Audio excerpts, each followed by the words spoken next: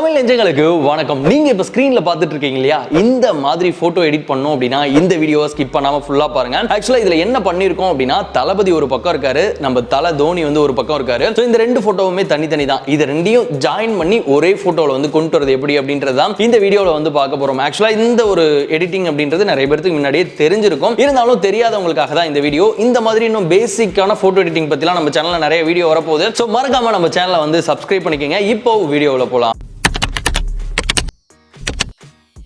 So ரெண்டு ஃபோட்டோவில் இருக்க பர்சன்ஸை வந்து ஒரே ஃபோட்டோவில் கொண்டு வரணும் அப்படின்னா அதுக்கு நம்மளுக்கு வந்து ரெண்டு ஆப் வந்து தேவைப்படும். அதில் ஃபர்ஸ்ட் ஆப் வந்து பேக்ரவுண்ட் எரேசர் அப்படின்ற ஒரு ஆப். இந்த ஆப்போட லிங்க்லாம் நான் டிஸ்கிரிப்ஷனில் வந்து கொடுக்குறேன். ஸோ இந்த ஆப்பை ஓப்பன் பண்ணிட்டு உங்களுக்கு வந்து அந்த ரெண்டு ஃபோட்டோவில் இருக்க பர்சன்ஸோட பேக்ரவுண்டை வந்து எரேஸ் பண்ணணும். ஸோ அந்த ஃபோட்டோ வந்து செலக்ட் பண்ணிடுங்க. செலக்ட் பண்ணிங்கன்னா இதில் ரெண்டு விதமாக பேக்ரவுண்டை வந்து எரேஸ் பண்ணலாம். ஃபர்ஸ்ட் வந்து ஆட்டோ மெத்தட். ஸோ இதை செலக்ட் பண்ணிட்டு நீங்கள் வந்து அந்த பேக்ரவுண்டில் வச்சிங்க அப்படின்னா ஆட்டோமேட்டிக்காக அந்த பேக்ரவுண்ட் எல்லாமே வந்து எரேஸ் ஆகிடும். அடுத்து வந்து மேனுவல் மெத்தட். ஸோ இந்த ஆட்டோ பண்ணதுக்கு பிறகு லைட்டாக அங்கங்கே பிசுறு இருக்கும். அதை வந்து இந்த மேனுவலில் கிளிக் பண்ணி நீங்க அந்த சைடுல இருக்க எட்ஜஸ்லாம் வந்து எரேஸ் பண்ணி இந்த ரெண்டு போட்டோவையும் இதே மாதிரியே பண்ணி வந்து சேவ் பண்ணிருங்க. அடுத்தது நீங்க ரெண்டாவதா பண்ண வேண்டிய ஸ்டெப் என்ன அப்படின்னா, உங்க போட்டோஸ்க்கான பேக்ரவுண்ட் வந்து உங்களுக்கு தேவைப்படும்.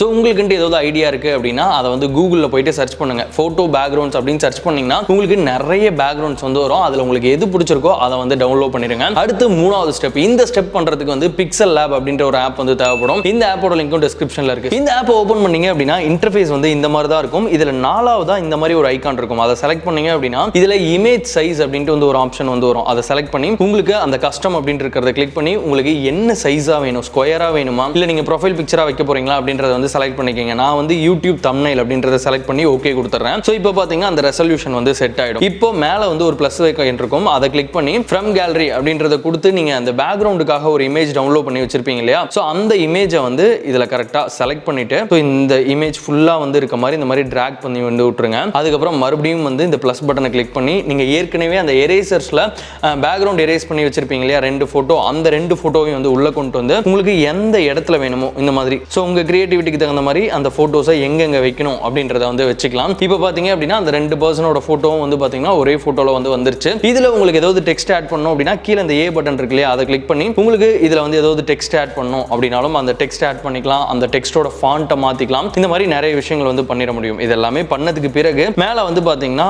சேவ் பண்றதுக்கான ஆப்ஷன் இருக்கும். அதை கிளிக் பண்ணி சேவ் அஸ் இமேஜ் அப்படின்னு கொடுத்துட்டீங்கன்னா உங்களோட அந்த எடிட்டிங் ப்ராசஸ் அப்படின்றது வந்து முடிஞ்சது. ஸோ ரெண்டு போட்டோல இருந்த பர்சன்ஸை ஒரே போட்டோல வந்து ஈஸியா வந்து மெர்ஜ் பண்ணிக்கலாம். ஸோ கண்டிப்பா இந்த இன்ஃபர்மேஷன் இந்த வீடியோவை இது வரைக்கும் பார்த்தவங்களுக்கு வந்து புதுசாக தான் இருந்திருக்கும். பேசிக்கான போட்டோ எடிட்டிங் அண்ட் வீடியோ எடிட்டிங்கை பத்தி வீடியோஸ் வந்து வரப்போகுது. ஸோ மறக்காம நம்ம சேனலை வந்து ஃபாலோ பண்ணிக்கங்க. அண்ட் இந்த வீடியோல சொன்ன இந்த ஆப்ஸோட லிங்க் எல்லாமே கீழே டிஸ்கிரிப்ஷன்ல இருக்கு. வேணுன்றவங்க வந்து யூஸ் பண்ணிக்கங்க. இந்த மாதிரி இன்னொரு இன்ட்ரெஸ்டிங் அண்ட் யூஸ்ஃபுல் வீடியோல பார்க்கலாம். பாய்.